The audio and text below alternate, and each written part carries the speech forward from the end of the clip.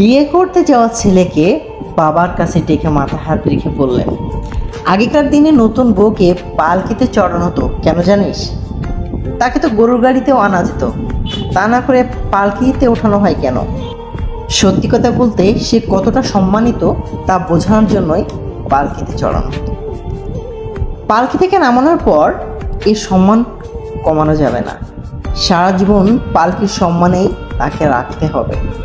নতুন বউ পালকিতে উঠে কি করে জানিস? কাঁদে। কেন কাঁদে? শুধু ফেলে আসা স্বজনের জন্য না, নতুন জীবন কেমন হবে সেই ভয়েও কাঁদে। তোর চেষ্টা হবে পালকির কান্নাই যেন তার জীবনের শেষ কান্না হয়। এরপর আর মাত্র দুটো উপলক্ষে সে কাঁদবে। 1, মা হওয়ার আনন্দে কাঁদবে। 2, তুই মারা গেলে কাঁদবে। মাঝখানে যত শোক আসবেই তুই তার চোখে পানি মুছে দিবি। ও সব থেকে কষ্ট পায় কিসে জানিস? স্বামীর খারাপ ব্যবহার। দেখ, আমি খুব বদমেজাজি, কিন্তু কেউ বলতে পারবে না আমি তোর মায়ের সাথে কোনোদিন উঁচু গলায় কথা বলেছি। বিয়ে মানে আরেকটি মেয়ের দায়িত্ব নেওয়া। এটা ঠিকভাবে পালন না করতে পারলে সৃষ্টিকর্তার কাছেও দায়ী থেকে যেতে হবে। বউয়ের মা বাবাকে কখনো আমার শ্বশুর, আমার শাশুড়ি এগুলো ডাকবে না, মা বাবাই ডাকবে।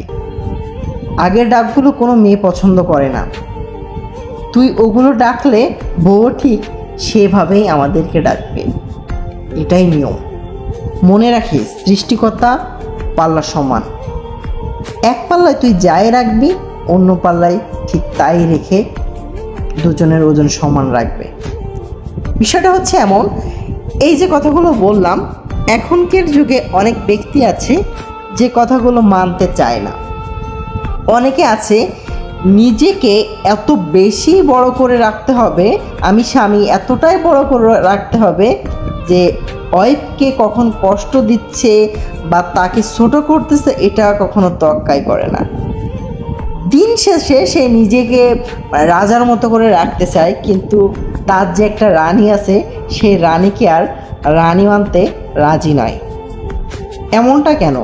আমি অনেকের কথা শুনেছি যে বউ তো বউয়ের মতোই থাকবে, বাড়ির কাজ করবে, আমার সেবা যত্ন করবে, দ্যাটস এনাফ, আর কোনো কাজ নেই, তোমার কোনো দায়িত্ব নাই, আমি কিছুই করতে পারবো না, তাকেও দেখেও শুনে রাখতে পারবো না, তাকে ভালোবাসতে পারবো না, তার সাথে ভালোভাবে কথাও বলতে পারবো না। আমি কাজ করব, ঘুরবো ফিরবো, বাজারঘাটে আড্ডা দিব, রাত 12টায় বাসায় যাব, ব্যাস শেষ। এটা হলেই তো হচ্ছে, আর কি চাই?